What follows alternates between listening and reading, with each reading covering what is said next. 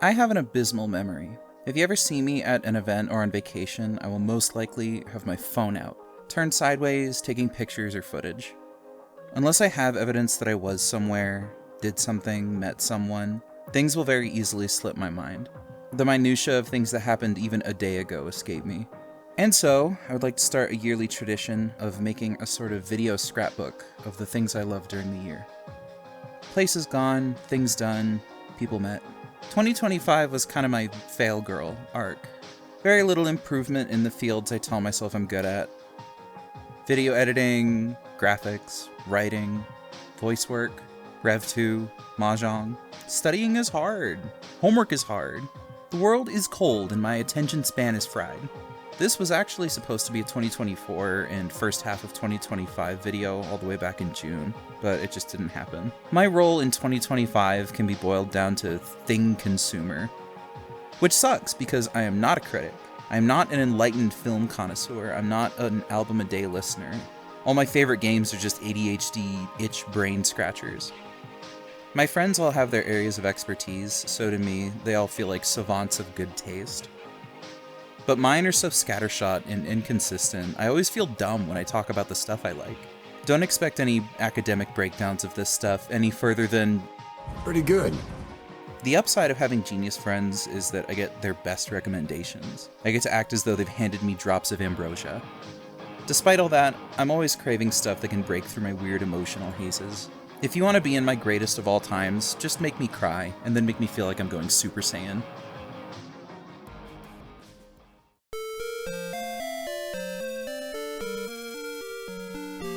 I played Metaphor back in January of 2025, so some of it is a little fuzzy for me at this point. But without spoiling anything, it's my favorite Persona game, since...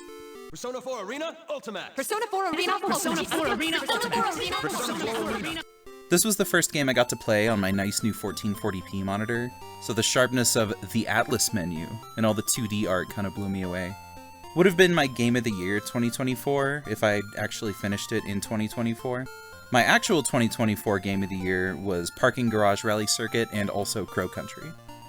The archetype system is a really nice, flexible, simple alternative to demons, though I may have slipped a little too easily into overpowered territory after finding a good grind spot.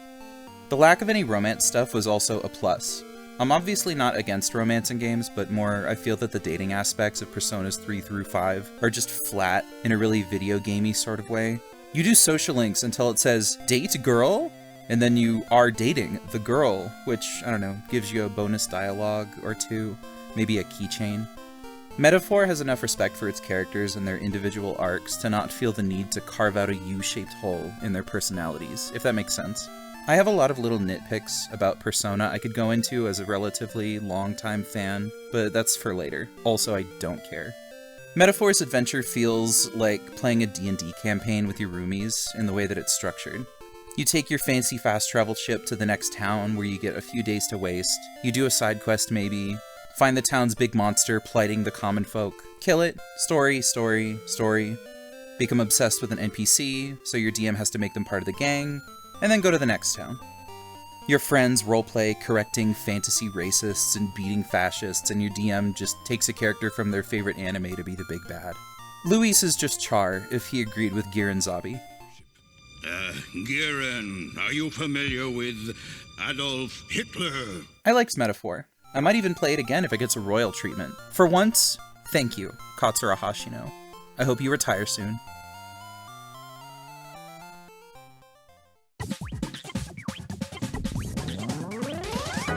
Early in the year, I came across a 4K fan rescan of the original 1986 film reels for Super Mario Bros. The Great Mission to Rescue Princess Peach, done by Kineko Video, who specializes in these kinds of remasters. Seriously, check out the cruft on their original Kamen Rider opening reel, it rules. Despite its core being an ad for Super Mario Bros. And Super Mario Bros. Cup Ramen and Super Mario Bros. Furikake Flakes, it was so fucking cute. It's wild to see all of these foundational Mario lore bits embraced so lovingly.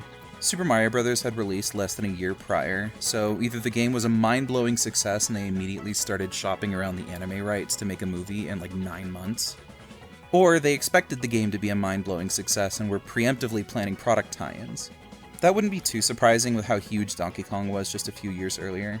The mind wanders to the alternate timeline where this is the Mario animated universe we received over in the States instead of the Captain's. Greedy asshole Blue Luigi is my favorite alternate universe change. Put his ass in the mansion.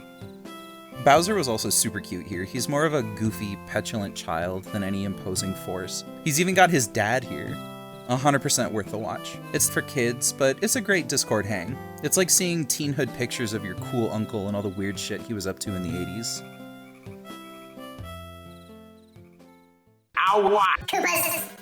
I missed seeing the Illumination Mario movie by about 2 years.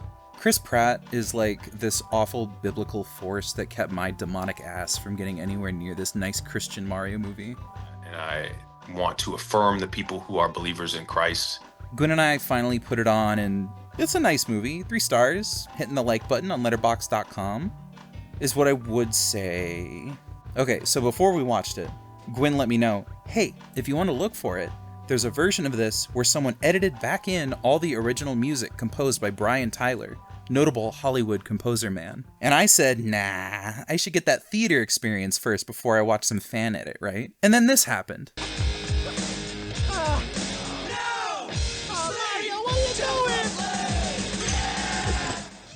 Okay, so what's that fan edit called again? We watched the fan edit first. Brian Tyler's orchestrated sequences are perfectly pleasant orchestral renditions of the classic Mario and DK songs.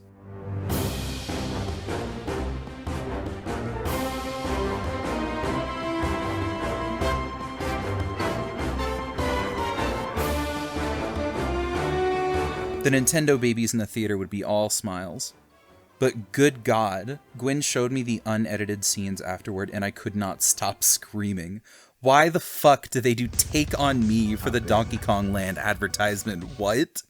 AC/DC? I hate you.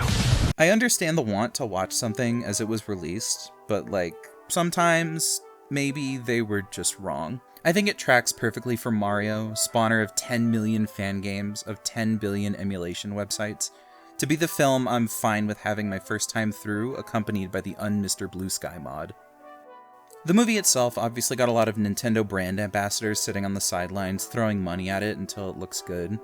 But despite its core being an ad for Super Mario Bros. And Super Mario Bros. Kart, and Super Mario Bros. Monkey, and Super Mario Bros. The Rides, it's fine. It's for kids, but it's a great Discord hang. Charlie, Luigi, and Girl Boss Peach are fine. I don't even hate Pratt Man as Mario. DK is there, and Bowser is kinda... I don't know about him. He's kinda... The 93 Mario movie is fine too. Fascist, oppressor of the proletariat.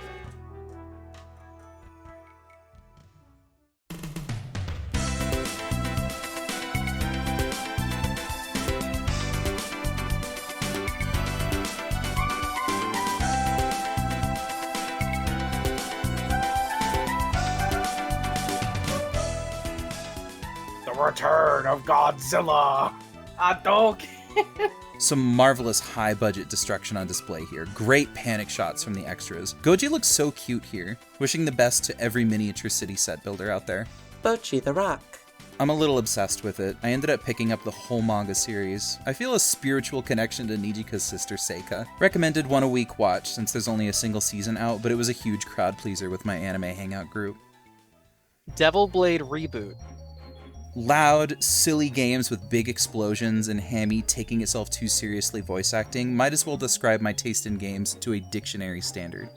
Butt rock video game. I'm usually horrendous at shooting games, but even on this game's middle difficulty, it felt well balanced enough to give me that white knuckle grip, while still being just readable enough for me to weave around patterns. My end score was nothing special, but I did manage to 1cc the normal difficulty. I remembered why I love shooting games. I'll get to Eartheon and Birdcage soon. May God have mercy on you. Speaking of genres I needed to refresh myself with. Dragon Warrior 1, Quest for Dragons. Don't let what I said about metaphor confuse you. I could count on my fingers the amount of RPGs I've finished, and an Asura's Wrath amount of hands to count the ones I've started and never finished. If you suffer the same condition, starting with the absolute basics like this gave me a much better foundation of RPG understanding. Dragon Quest I is so short and narrow that I dare call it adorable. 90% grinding, 10% walking. I finished it in a single night, accompanied by my best friend and local RPG expert Gwen. I'm excited to play more of these this year. Deltarune, Chapters 3 and 4. I got completely steamrolled by the hype cycle for this. Initially, I was going to hold off until the first month of posting subsided, but nope, I was too excited. It's good. You don't need me to tell you it's good. If you haven't touched Deltarune yet, you should. Preemptive Game of the Year 2029, or whenever the last chapter drops. Thanks, Toby. Creating Rem Lazar. Oh, fuck. I don't remember anything about Rem Lazar. Fuck, every time I think about Rem Lazar, I just think about fucking, the Star Wars Holiday Special. Why didn't you put a Star Wars Holiday Special in your lineup? It's like if aliens learned about human filmmaking from nothing but Christian movies and Bible Man tapes. Ditch your shitty Nebraska mom who doesn't understand your autism and hang out with artsy gay dudes in New York. Well, let's go find the Twin Towers. Mail. Popful mail. One of the games on my intended backlog plays that I actually finished. If Baby's first Falcom game was a Slayer's filler episode. Slurs aside, Are you completely I desperately want to find a copy of this that won't cost me a car down payment. Mail rocks. Typing. My whole life has been spent as a habitual keyboard glancer who has more shapes of words built into my hands as opposed to staying on home row, which leads to them getting misaligned. Alongside getting a new keyboard this year, because I missed having a numpad, I decided I would make my many computer teachers proud and actually learn how to home row type. I've gotten pretty good at it. A challenge to those who just use the default on monkey type and go, whoa, check out my 140 words per minute. Go to settings and change the language from English to at least English 10K. I guarantee you that shit's gonna drop. Here's my stats. SHINBANGUMI, a music movie. Gonna be honest, I hadn't heard of Ginger Root before this, but very rarely do I find something so absolutely for me that I haven't stopped thinking about it since. Yes, I bought the VHS tape. Cameron, please let me talk to your editor. I need to learn from them. Galaxy Angel. Yep, this is one of the greats. I've never touched any of the games it's based on, but I don't think any of them would feel right to me with this gormless man in the mix. Top-notch dub, half-length episodes, all on YouTube. Do yourself a favor and go watch Galaxy Angel. Forte Stolen, my absolute darling. Go! Only sort of counts as a game. It's basically just lo-fi productivity software to study to. I wrote a good chunk of this script with its timers on in the background. Decorating in this did convince me to upgrade my desk situation though, which has been a huge boon to my mental health. Legroom is everything. All of Venture Brothers. All of Venture Brothers. Venture Brothers. All of it. Stuck the Landing, top 5 shows of all time. SS. SS. SS. SSSSS. Gridman. I have zero history with Gridman, but this blew my fucking nuts off, dude. Of course Trigger would be full of absolute frothing love for tokusatsu. There's some odd leering shots in the first couple episodes, but every fight, every shot of the environment is just delicious candy. This is the year I truly gained faith in a well-crafted 3D CG anime. Tokyo Extreme Racer. Like Metaphor, this game had a stranglehold on my free time for almost an entire month. I played this after a good week or two of playing Gran Turismo 3, and it was such a breath of fresh air to indulge in some stupid idiot car physics, going stupid idiot 400 kilometers an hour. I wish it had more music, but any car drivist worth their salt already has a playlist for speeding. I love getting invested in the story of these shadow people who are all named shit like Heretic, Canopus, and Crimson Devil. Wait, hold the fuck on. I hate you adults and your lies! Look back. Felt like getting punched in the gut by my teenage self looking at me with tears in her eyes before she screams, "What are you waiting for?" Had my little Yuri heart aflutter. Definitely needed to sit down and think after. I'm him. I've been him. I will continue to be him. Unbeatable. Yeah, it's my game of the year. I only finished it a week before 2026, and it has a lot of glitchy little speed bumps that'll hopefully be ironed out.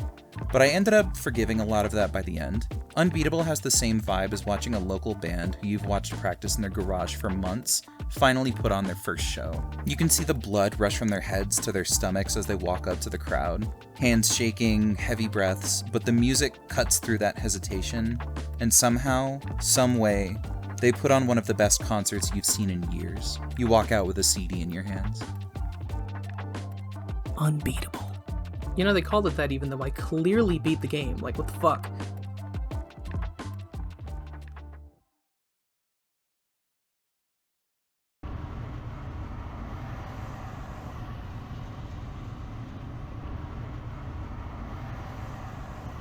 Since 2023, every month-ish, if I have the gas money, I make a 4-hour drive down to the California Bay Area. The Sierra Nevada mountains are so beautiful. I don't get to see a lot of greenery in my daily life, so breathing in the air, the fog, and the rain between the evergreens is very therapeutic. The feeling of cold wind through my windows while I'm blasting music is unmatched. Occasionally I'll stop through the Japantown Peace Plaza or Amoeba Music. I'll find some off-the-path place to grab lunch. Shout out to ABC Baker in Sacramento. Then, at the end of this journey, is Cali Burst, the Belmont fighting game local, primarily for Rev 2, held in a garage-turned-arcade cabinet collection with room for setups. I don't think I'll ever have the willpower to match the skill level of my friends here, but I go anyways. It's a community of love for the games and each other. If you haven't seen it, I made a short tribute video for the event, give it a watch. As well, these trips naturally mean I end up going to Slashback at Guildhouse in San Jose every year. The biggest that I know of, NorCal Regional Tournament. Big rock concert vibes.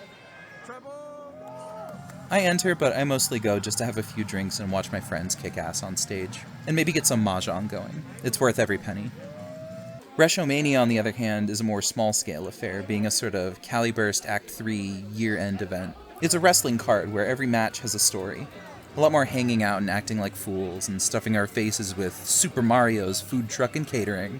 It's never been easy for me to get out and connect with real people outside of my immediate vicinity, even more so in the past couple of years. So having an excuse to leave home and meet up with the friends I've made out here is a huge gain. It's a volume boost for my soul.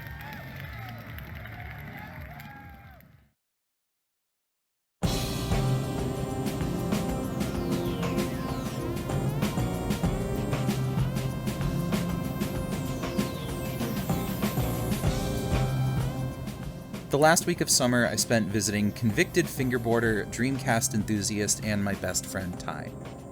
It's going to be tough to distill the biggest vacation I've taken in years in under a few minutes, but I'll try my best. This was easily the highlight of my year, mostly just consisting of Ty showing me the local flavor before we went to see Streetlight Manifesto on the last day.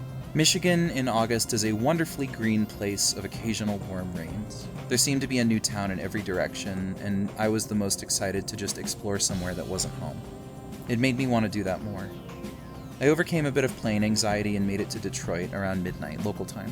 Ty picked me up and we relaxed with an episode of The Captain's Mario before Ty's VCR bit the dust right in front of us. We spent the first day going around to a few cool spots. Bought some records, sipping on Tim Hortons, which was a new experience for me, not too bad.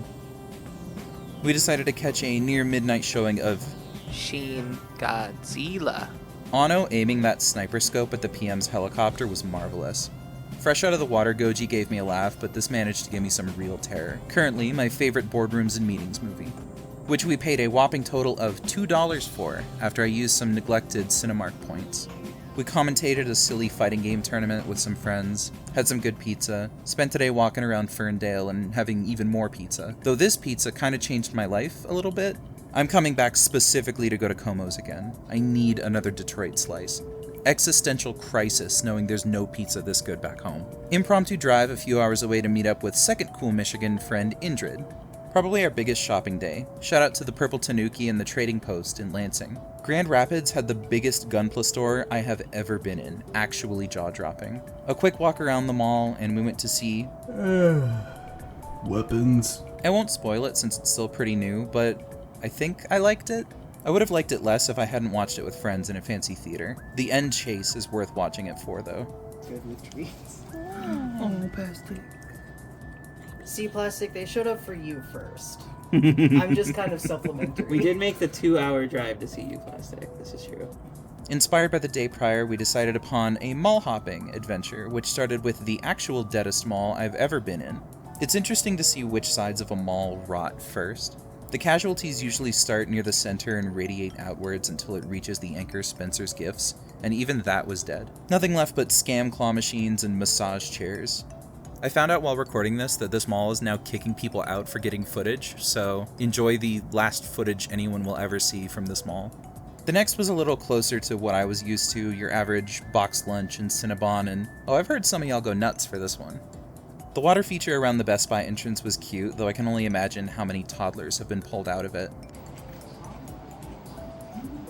How could anyone do this?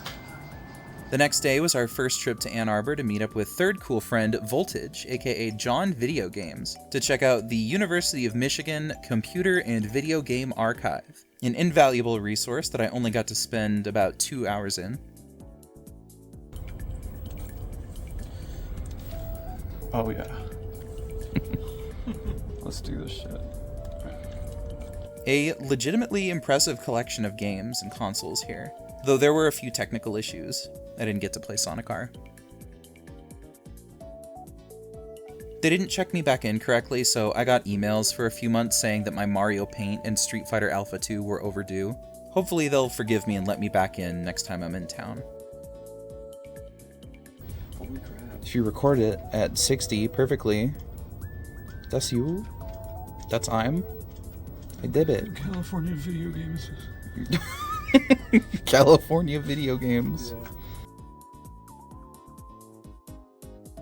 The most tragic part of this day, though, was getting teased by the coolest fucking arcade I have ever walked through, Pinball Pete's.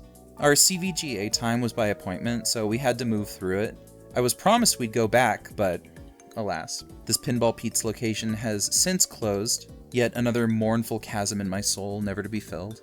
A second big walk around an even bigger, more alive mall before spending too much money at round one with some of Ty's local pals. Getting high on the Rainforest Cafe fog fumes. Dude, they had a Toys R Us, are you kidding me? Very Labubu themed vacation, actually. Got an Usopp one here. This thing. Accidentally got some ketchup on Ty's Lafufu. And Indrid pulled a secret rare one from a blind box. Her name is Shithead Poopster. We'd make a second trip to Ann Arbor the day after for fries and a nice walk around town. Michigan had so many badass record stores, dude. That's awesome. That rules. Enter fourth friend, Amy, who met up with us to do some thrifting. Our first stop, Diggers, unceremoniously passed away just a few days before my arrival, bringing us to Ypsilanti, where I was comforted by the presence of openly queer people and a sudden small pro-Palestine demonstration. This place rocks. I gotta see that penis tower up close next time. Concert day started with buying a suitcase because there was no way I was getting everything I'd bought back home without one. We got to the venue pretty early, got to chat with some new people, and yeah, Streetlight owns. I'm still kind of a Streetlight Manifesto beginner, but I did still cry a little when they played A Better Place, A Better Time. Live shows refill all my mental meters. I need to go to more. It's always so hard getting on the plane back home from a vacation. I ended up with a bunch of delays and rain on the way back, which felt like my own feelings manifesting. I didn't want to leave. I wish I had more time away from home, but I was still so happy with the week time I had. Go give them a follow. I know I called 2025 my fail girl arc, but let's be real. The world is very unkind right now. It feels like it's ending sometimes. If not for us all, then for someone else who can only be seen through that diabolical glass rectangle. We're also stressed out trying to lead fulfilling lives while we can, getting mad at ourselves for not doing everything we say we should. You can't overexert yourself into a better person. You can't consume your way into being a better person either. Oh yeah, Consume me was also really good. Cute big smile kind of game. And also super pertinent. It's not ever going to be easy to balance everything. Your relationships, not just with people, but your health, your hobbies, the world. Least of all that nasty critic in the mirror without straining and burning away parts of yourself and your psyche like fuel. Burn too much and you just end up hating yourself. You start hating yourself. Pretty soon you start thinking everybody hates you. You gonna drink that beer or is it gonna get flat? Maybe there's some parallel timeline where I'm the ultimate version of myself. A me that's in peak condition. One that puts out bangers every week, that eats perfectly right, works out every day, with a killer wardrobe and has it all figured out. All on her own. This is not that timeline.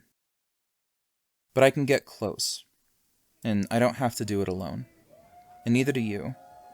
Scream out to your friends and communities with genuine love and you'll find it echoed back tenfold. We lift each other up.